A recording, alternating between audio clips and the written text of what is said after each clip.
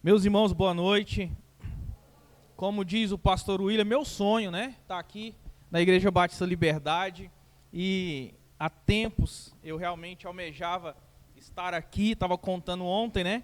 Que estive aqui em 2000 e deixa para lá, né? Porque faz bastante tempo. Estávamos tentando decifrar ali qual era aquela ocasião, mas nos parece que era a posse do pastor Jadiel em 2008, né? Nós estivemos aqui. E foi muito bom estar aqui de volta, estava dizendo ontem. Quem não estava aqui ontem? Perdeu, se você tivesse vindo. Mas enfim, que bom que você está aqui hoje. Eu estava dizendo ontem, o pastor Joab estava dizendo, o pastor Joab faz parte do meu GEDIM, né? GEDIM é o Grupo de Desenvolvimento de Igreja Multiplicadora. É uma mentoria de pastores.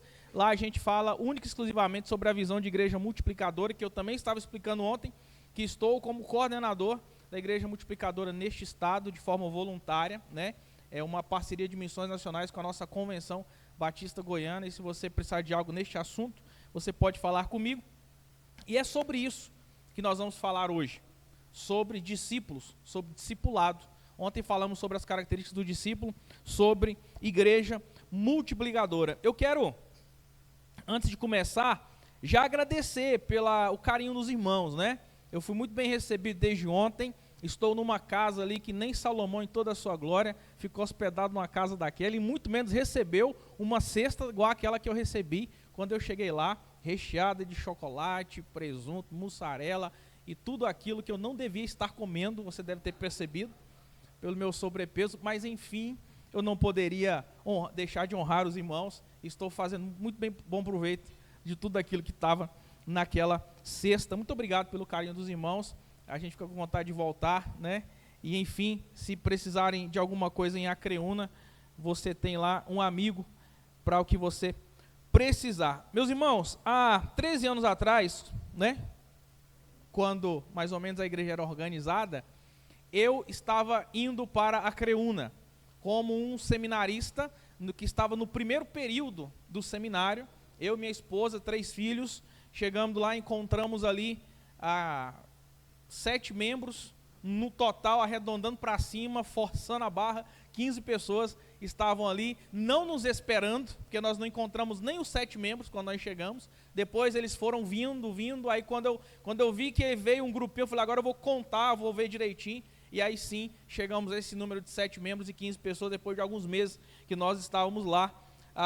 E meus irmãos, quando cheguei lá, estava conversando com o André ali ontem. Uma das muitas coisas que eu fiz na vida, eu fiz muita coisa, foi ser representante comercial. E quando eu era representante comercial, o sustento, o salário de um representante comercial é de acordo com o seu trabalho, porcentagem.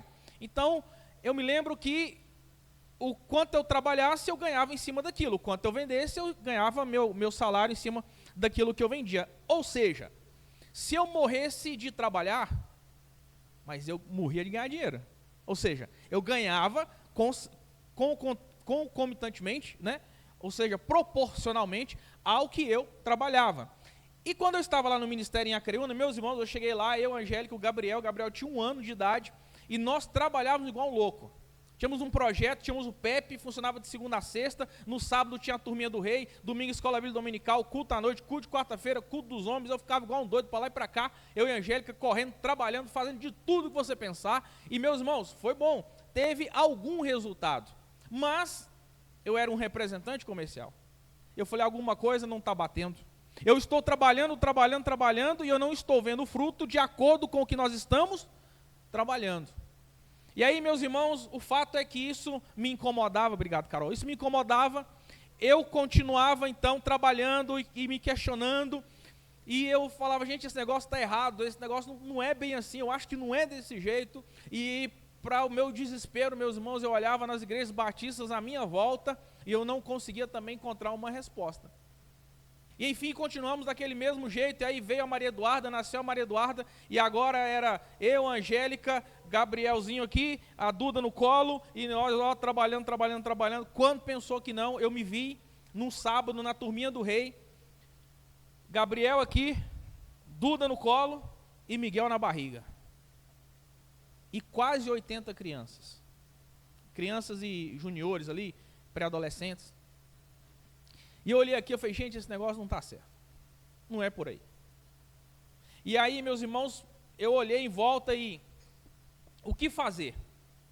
E eu fiz uma coisa que eu tenho dito no Gedim, que às vezes nós pastores precisamos fazer esse exercício de vez em quando, que é se lembrar de quando a gente era só o membro da igreja. E lembrar de quando você estava lá no banco, o que você gostava, o que lhe agradava, o que o membro espera, o que um crente de verdade se alegra, o que é estar lá no banco. E eu comecei então a me lembrar de quando eu era então, ou como eu fui alcançado por Jesus. O que eu senti, o que me chamou a atenção. E eu me lembrei do Elinho, né? Ou Elis Marques. Eu fazia o primeiro ano do segundo grau. Eu estava na minha sala de aula, talvez você já ouviu esse meu testemunho em algum lugar. E eu era extremamente mal educado, egoísta e orgulhoso. E um dia a professora falou assim, vamos fazer um trabalho de grupo. E eu virei para a professora e falei, eu não vou fazer. A professora olhou para mim, por que não? Eu falei, porque toda vez que eu faço, o pessoal monta nas minhas costas, eu acabo fazendo sozinho, esse pessoal ganha nota em cima de mim. Eu não vou fazer em grupo. E virei para a parede. E eu era, meu irmão, extremamente tímido. Eu sentava na cadeira da porta, porque eu entrava na porta e eu tinha que só dar meia volta assim, sentar, não precisava olhar para ninguém, só para o quadro para a professora. Extremamente tímido, mal educado. E quando eu falei com a professora, primeiro ela me deu um sabão, ela era uma freira da católica, né? Uma freira, mas ela me deu um sabão muito merecido, obviamente, né? Eu estava merecendo aquilo. Ela falou, mas aquilo não quebrou meu coração. Quando ela terminou, eu falei, ok, mas eu não vou fazer. Aí o Elis Marques, colega meu de sala, estava lá do outro lado, olhou para mim e falou assim, eu preciso me aproximar daquele jovem. Meus irmãos, aqui entre nós e a internet, se é você no lugar do Elis Marques, você querer se aproximar de mim? Não precisa falar não, para você não me constranger, guarde para você. Mas você queria se aproximar de um jovem mal educado e ignorante, que estava lá no canto, não queria saber de ninguém, de fazer nada com ninguém, e acabava de destratar a professora. Mas aquele jovem olhou para mim, eu preciso me aproximar desse rapaz. Por quê? E aí eu estou floreando, ele não usou essa expressão, mas é como se ele dissesse, porque eu tenho o que ele precisa. Ele precisa de Jesus.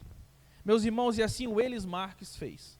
Se aproximou de mim e falou assim, eu posso fazer o trabalho com você? E ele tinha uma boa conduta dentro da sala. Ele era um jovem sério. Eu pensei, eu acho que com ele vai dar certo. Meus irmãos, para bem encurtar e resumir a história, começamos a fazer não só aquele trabalho, mas outros trabalhos juntos. Ele me chamou para um grupo de estudo que ele tinha com colegas da sala. Ele me chamou para a vida dele. Começamos a fazer uma amizade. E ele me colocou na vida dele. E aí, meus irmãos, o resto é história. Quando eu me lembrei disso, e eu falei, gente, eu fui alcançado assim. Mas não é assim que eu estou tentando alcançar as pessoas.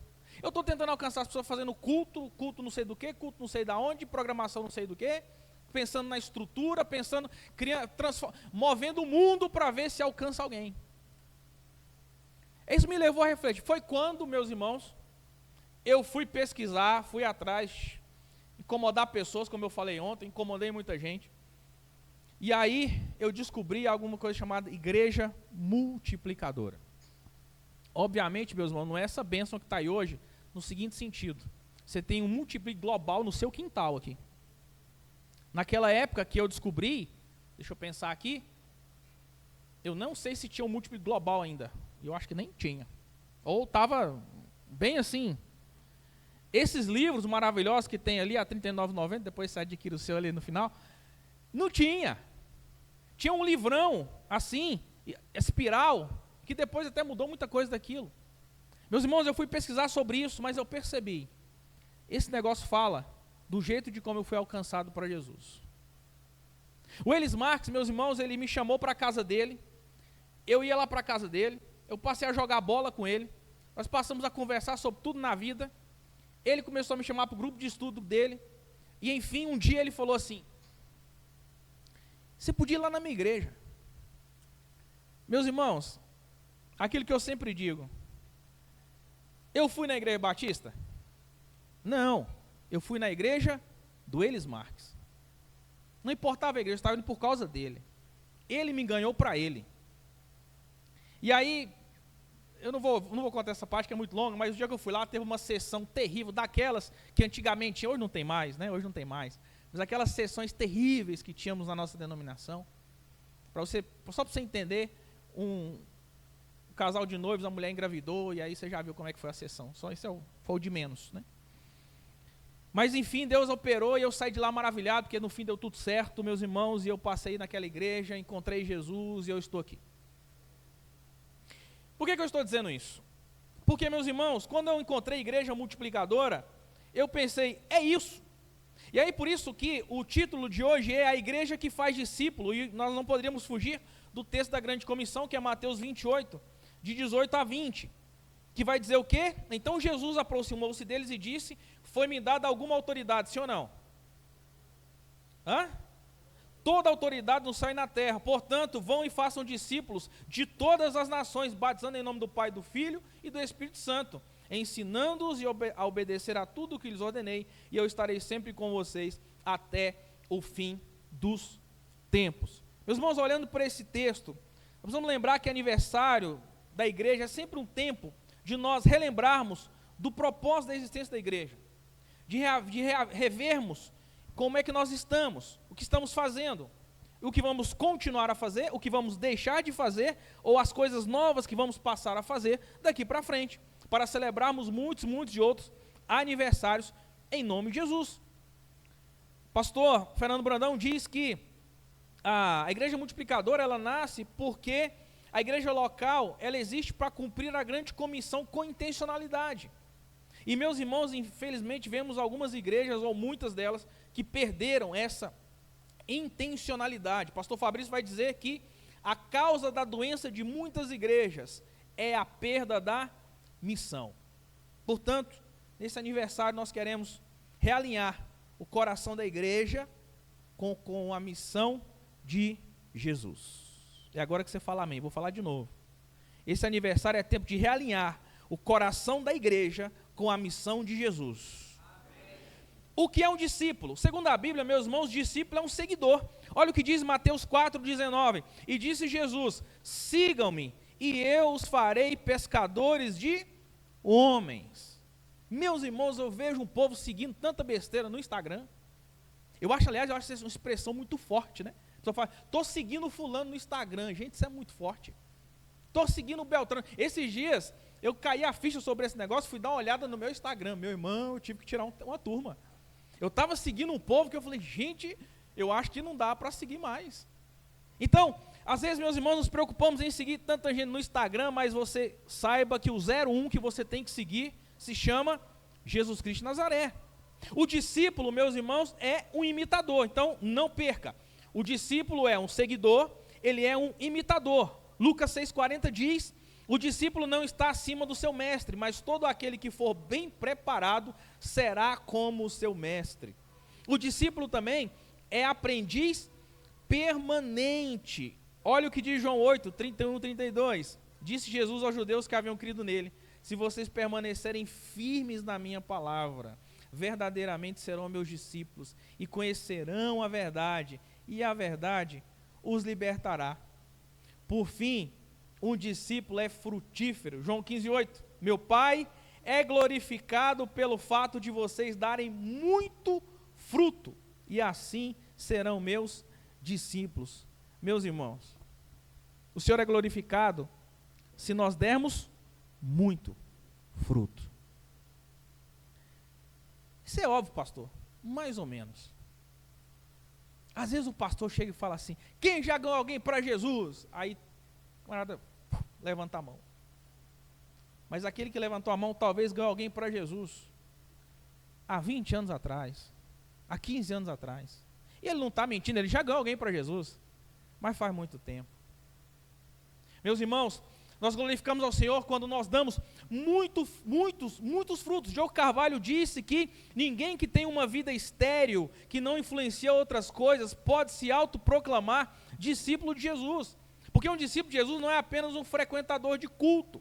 Um discípulo encarna os valores de Cristo e permite que outros observem e copiem sua fé, como Jesus fez com os 12.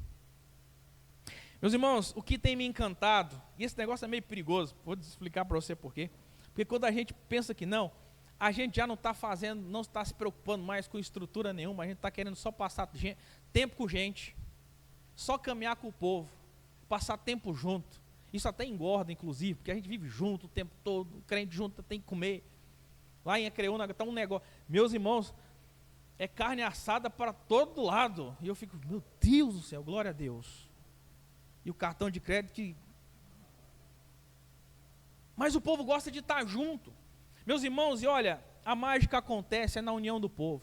Alguém já disse que só há vida no encontro.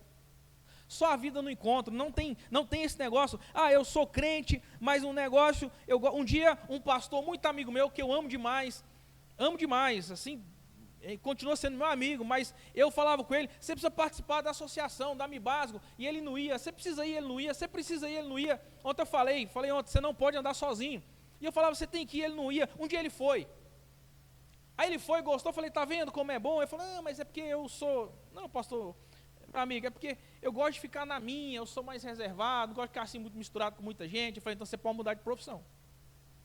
Porque pastor que não gosta de ficar no meio de gente, tem que fazer outra coisa. Porque o Senhor nos levantou para alcançar as pessoas. Não foi para construir templo, faz parte. Não foi para gerir, faz parte. Mas tudo o que se faz é por causa das pessoas. Pastor Joel Martiniano e Lúcia, uma vez, missionários de missões mundiais, foram lá na igreja em Acreúna. Nós estávamos construindo um templo na época, e ele olhou assim e falou, rapaz, que legal. E ele fala assim, rouco, né? Ô pastorzão, que legal, pastor. Conhece o pastor João Martiniano? Pastor, legal, hein, pastor? Pastor, agora você sabe o que você tem que fazer aqui, né, pastor? O mais importante isso aqui, né, pastor? Eu inocente, né? Falei, terminar agora, né, pastor, a obra. Encher de gente, pastor. Tem que encher de gente esse negócio. E aquilo mexeu muito comigo. Ele falou o óbvio, e como diz o Rubens, tem que ser dito. Nós estamos aqui, meus irmãos, para fazer discípulos. Agora, por que devemos fazer discípulos? Primeiro, porque é um mandamento, meu irmão. Jesus mandou. E nós estamos vendo um tempo que esse negócio de autoridade está meio assim, meio desacreditado. Porque eu cresci com a minha mãe e meu pai dizendo assim, você vai fazer isso? Você fala, por quê? Adivinha o que eu ouvia? Porque eu estou mandando. Quem cresceu ouvindo isso aqui? Glória a Deus. Está vendo como você virou gente de bem? Meu pai e minha mãe falavam assim, por quê? Porque eu estou mandando. Por que é que nós devemos fazer discípulos? Isso já devia nos bastar. Porque Jesus mandou. Porque Jesus mandou a gente fazer, então nós deveríamos então nos preocupar, focar e pensar, eu não estou fazendo, o que eu preciso aprender, aonde eu vou entender esse negócio para que eu possa fazer discípulo, porque Jesus mandou eu fazer discípulo e eu tenho que fazer. Nós fazemos discípulos porque glorificamos a Deus quando multiplicamos. Já falamos, João 15:8 lá atrás, o Pai é glorificado, meus irmãos, quando damos muito fruto. Em terceiro lugar, porque esse sempre foi o método de Jesus. Jesus não organizou uma estrutura complexa, ele apenas andou com poucas pessoas e as capacitou para alcançarem muitas pessoas. Meus irmãos, qualidade e quantidade não se separam. Já disse Márcio Tunala no seu livro Pequeno Grupo Multiplicador. Quantidade e qualidade não se separam. Durante muitos anos eu ouvi uma desculpa esfarrapada de mediocridade, meus irmãos, e para justificar insucesso. Nossa igreja é pequena, mas o importante é qualidade, não quantidade. Meu irmão, pelo amor de Deus, vamos virar a página desse negócio, isso é mediocridade, isso é triste. Aliás, porque muitas vezes de pessoas que eu ouvi dizer isso, aquela pequena quantidade não tinha nem qualidade.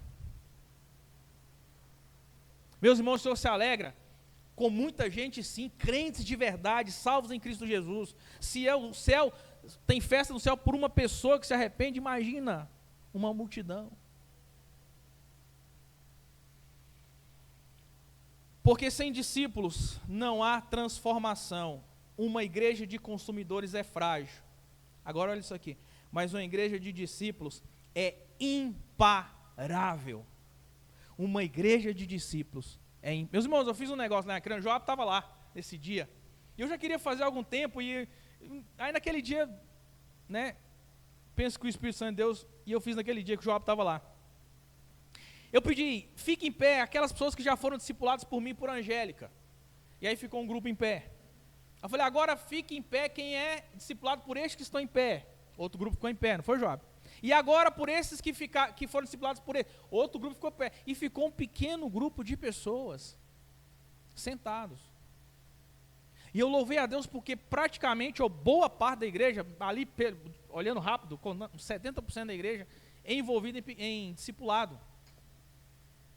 Nossa, pastor, que bênção. Ah, pastor, mas aqui é muito difícil. Ah, pastor, mas lá na sua igreja, é por isso, é por aquilo, tal, tal. Meus irmãos, eu sou um pecador igual o Joab, se não pior. A minha igreja é composta de gente que mereceu ir para o inferno, igual a vocês. Mas Cristo morre naquela cruz, tem misericórdia da minha igreja e da sua, da minha vida e do Joab. Ele não só nos transforma, nos salva, mas também quer nos usar. E aí, meus irmãos, a gente só entendeu esse negócio. E começamos a trabalhar, e meu irmão, não vou enganar você, e dá muito trabalho. Dá muito trabalho. Esse negócio de ovelha é um negócio interessante. Meus irmãos, mas olha, eu particularmente sou alguém que não gosto do pessoal que fica falando que serviço de pastor é difícil. Nossa, ai, coitado do pastor. Eu não gosto, sinceramente, eu não gosto, porque eu acho que tem coisa muito pior. Eu era bancário e não tenho saudade. Não tem, por exemplo. Né? Mas enfim. Mas meus irmãos, eu sempre digo isso, às vezes tem luta que só a gente tem, tristeza que só a gente passa, pastor, mas tem alegria também que só a gente que vive. Você vê uma pessoa ser transformada pelo poder de Deus. E a partir dessa frase eu comecei a instruir o povo da igreja, dizer, meu irmão e minha irmã, se você for um discípulo, um discipulador, você também vai viver essas alegrias. E aí eu preciso contar a história do João, que alguns já ouviram, e ele tem outras histórias. Pessoal, pastor, foi só essa, não é porque essa é aquela de almanaque, é aquela que tem todos os passos. Irmão João é o irmão da minha igreja. O irmão João é um homem simples, fez o 2º grau, trabalha na zona rural, é um trabalhador da zona rural, veio lá do Rio Grande do Norte, ele e sua esposa, um casalzinho de filhos pequenos, foram alcançados para Jesus. Eu batizei o João, batizei a esposa dele, batizei os filhos dele. João é uma bênção. A minha oração é que todo pastor tenha um João na sua igreja. João Anulino Isídio é o nome do João. O João, meus irmãos, trabalhando na roça, um dia chegou um rapaz lá, Francisco. E aí, como tem muito Francisco na minha igreja, cada um tem um apelido, esse é o Francisco Galego, né? Francisco Galego chegou lá para trabalhar, maranhense, bonezinho na cara assim, cheio de tatuagem, menino novo, olhava só para o chão assim. E o João é muito humilde, muito simples. O João começou a conversar com ele, começou a puxar assunto com ele. E descobriram que eles têm uma paixão em comum, futebol. Então começaram a conversar sobre futebol, começaram, o assunto vai, assunto vem. E aí, o João, ninguém é perfeito, torce para São Paulo, né? Enfim, paciência, né? Já o Galego, Francisco Galego, há uma pressão aqui sobre a minha pessoa agora, acontece essa história. Mas o Francisco Galego já tinha indícios de um homem sábio, torcedor do Flamengo, né? Aí, o que acontece? Aquela conversa de futebol e tal, e o João tem na casa dele, aqueles negócios, tem um monte de canal, tem todos os jogos, tal, e o Galego não tinha. E aí o João falava assim, Galego, vem assistir o jogo aqui em casa, pergunta para você. João estava chamando o Galego para assistir o jogo de quem? Prestou atenção na história? João torce pro? E o Galego? O João chamou o Galego para assistir o jogo de quem? De quem? Quem acha que é Flamengo, levanta a mão. Nem para isso você não levanta a mão. Quem acha que é São Paulo, levanta a mão. E quem não acha nada, levanta a mão. Meus irmãos, do Flamengo. Por quê? Porque o João queria ganhar o Galego para Jesus. Aí eu falo para ele, João, fala a verdade, você queria ver o Mengão jogar e você arrumou uma boa desculpa. Ele fala, pastor, para você ver, para ganhar alguém para Jesus, até o jogo do Flamengo eu assisto. Mas ele levava o Galego para assistir o jogo com ele, para ter relacionamento, meu irmão. Aí sabe o que a esposa dele, que é outra serva de Deus fantástica, fala assim, João, e eles são do Rio Grande do Norte, né? Aí eu fico imitando o sotaque. João, diga para o Galego trazer a esposa dele. Traga a esposa dele, que enquanto vocês ficam assistindo o jogo, eu fico aqui conversando com ela. Meus irmãos, e assim eles fizeram. E a história é longa, mas eu estou tentando encurtar. Daí começou um discipulado. O João começou a marcar o HDL, né? Hora, dia e local. E eles então estudavam, tinham um discipulado com aqueles livrinhos lá, com os RDs. E o João estava avançando com o Galego estava animado, né? E aí a esposa estava começando a fazer, de repente, o Galego falou: vou voltar para o Maranhão. Vou voltar para o Maranhão, vou voltar para o Maranhão, vou voltar para o Maranhão.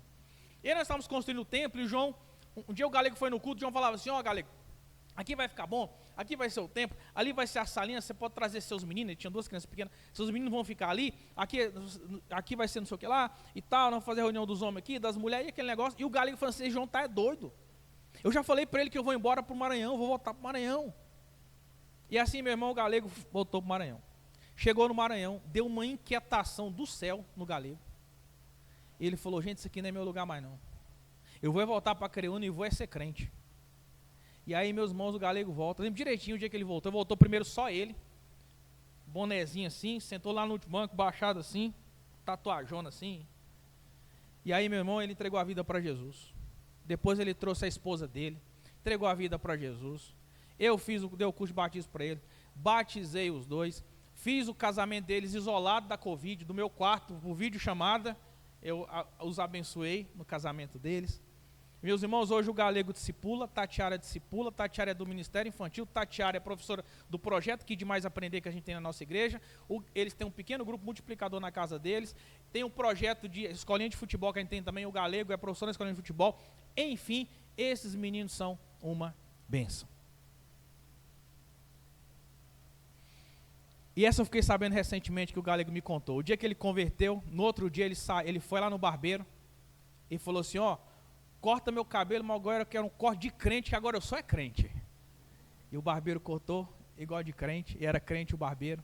Meus irmãos, eles são uma bênção. Quando você for uma criança, você precisa conhecer o Galego e a Tatiara. Por que eu contei essa história toda, meus irmãos?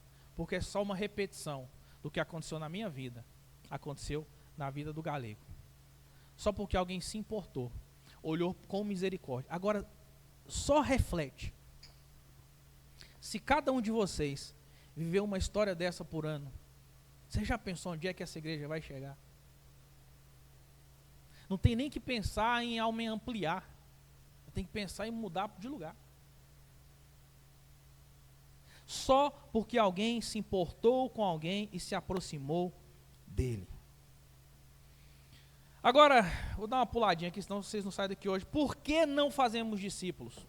Quais são as barreiras? Primeiro, falta de... Estou lá no 4, tá, filho? Está no Data Show. Falta de compreensão clara do que é discipulado.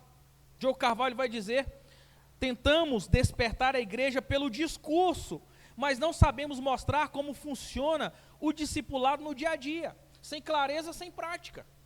Eu falo lá no Jardim, Joab sabe disso, a igreja multiplicadora fala disso. O primeiro que tem que discipular e ser discipulado é o pastor. Como é que eu vou falar para você discipular se eu não discipulo ninguém? Se ninguém me discipula, eu tenho um discipulador, o pastor Oséias, que me discipula, e eu discipulo as pessoas, e eu falo isso para todo mundo.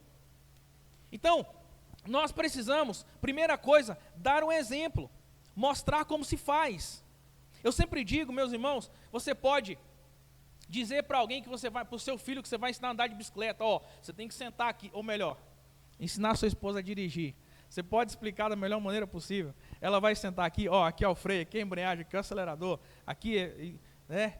Ela vai subir no meio-fio, ela vai, entendeu? Enfim, é brincadeira, meninas, eu estou brincando. Então, o que eu estou querendo dizer é que por mais que você ensine alguma coisa a alguém, ela vai precisar fazer para aprender.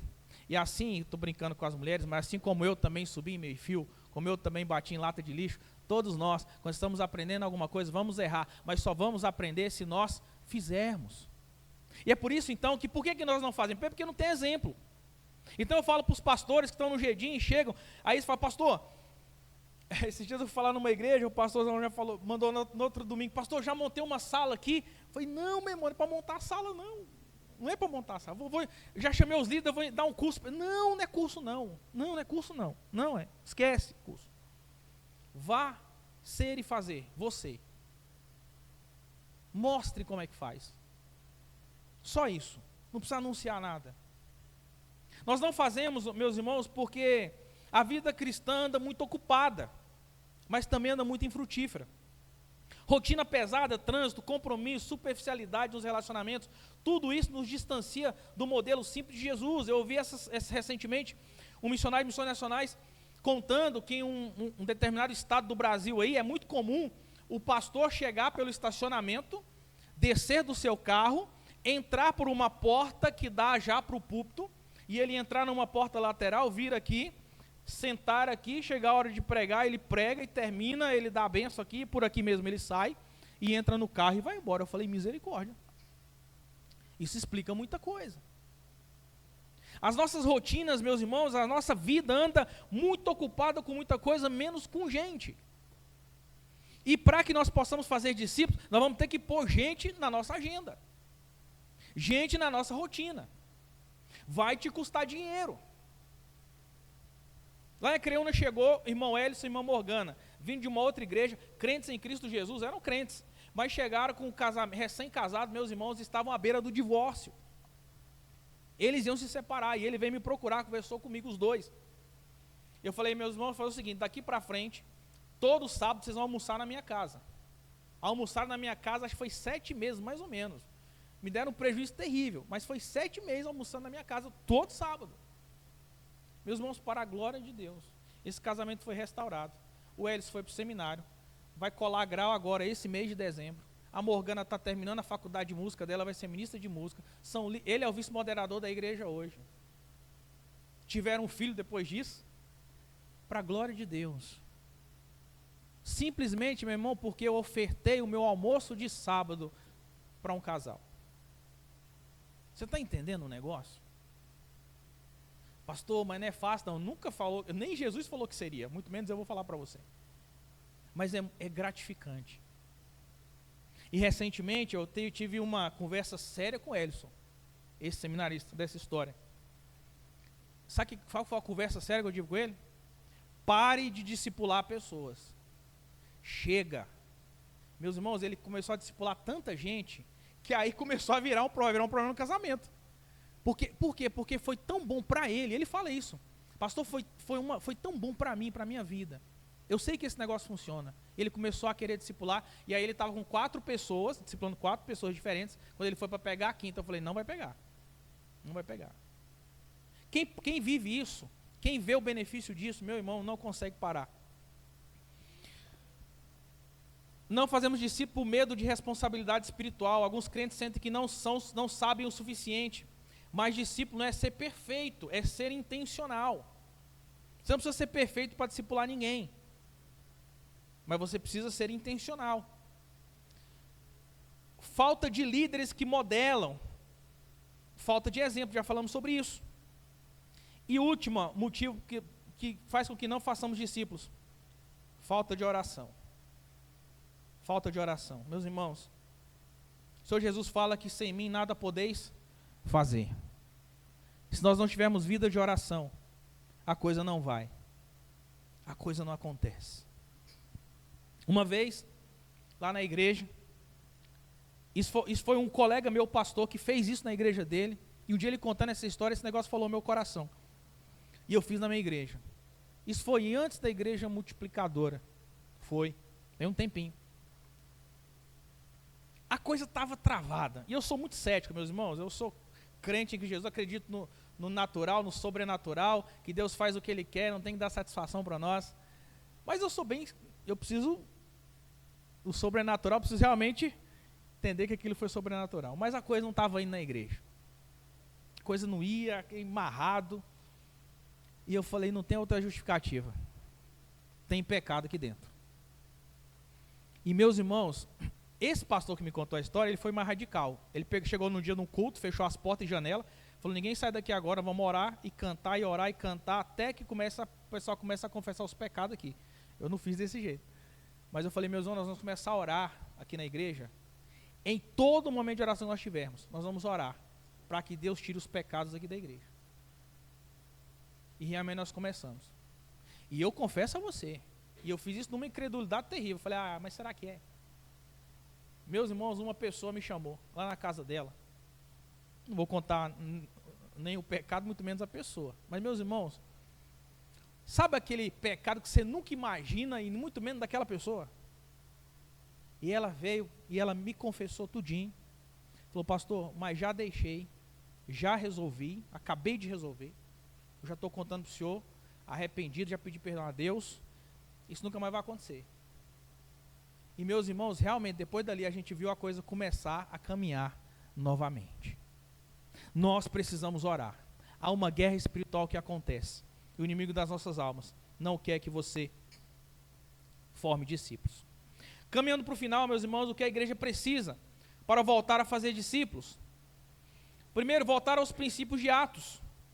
No livro de Volta aos Princípios, que tem ali, você diz que, ou o pastor Fabrício vai dizer, que a igreja precisa retornar ao jeito bíblico, não é o jeito da igreja multiplicadora, não é o meu jeito, é o jeito bíblico de ser igreja, para viver sua missão de forma simples, relacional e frutífera.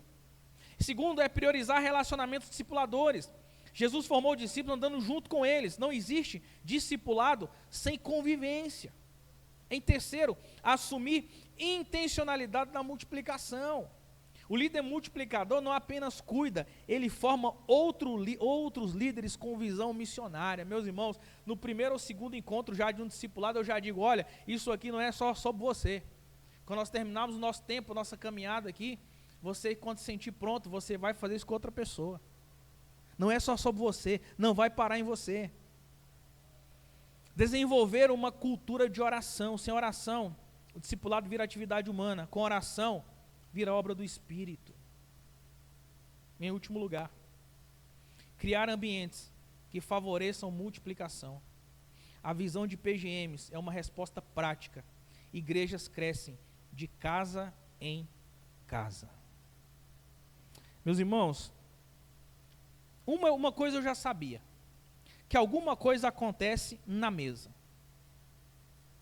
A mesa tem um poder sobrenatural. Quando os crentes sentam em volta de uma mesa, alguma coisa acontece. A família, quando senta em volta da mesa, alguma coisa acontece. Tem alguma coisa ali. Não é à toa que a gente faz isso aqui que a gente vai fazer daqui a pouco. Mas tem uma coisa também que chama casa. Eu posso dizer isso para você, tem 7 anos, está na minha igreja multiplicadora, é a idade do Miguelzinho, meu caçula. Meus irmãos, a casa tem algo diferente. Alguma coisa acontece, parece que Deus guarda algumas coisas só para casa. Nós precisamos abrir as nossas casas para o avanço do reino de Deus. Meu irmão, o seu sofá tem que ser usado para receber pessoas, para que elas possam ser alcançadas para Jesus. O seu carro tem que ser usado para você dar carona para o povo de Deus. Se você ridica carona, que Deus toma o seu carro em nome de Jesus. Para você parar de pecar. Se você está ridicando a sua sala, o seu sofá, Deus leve o seu sofá. Em nome de Jesus. Meus irmãos, eu fui criado sem receber ninguém em casa. Minha mãe dizia, se você não tem o que fazer, seu vizinho tem. Então não fica indo na casa de vizinho, não. Eu fui criada totalmente fechado. Agora os meninos foram criados meus totalmente diferente. A nossa casa é igual rodoviária.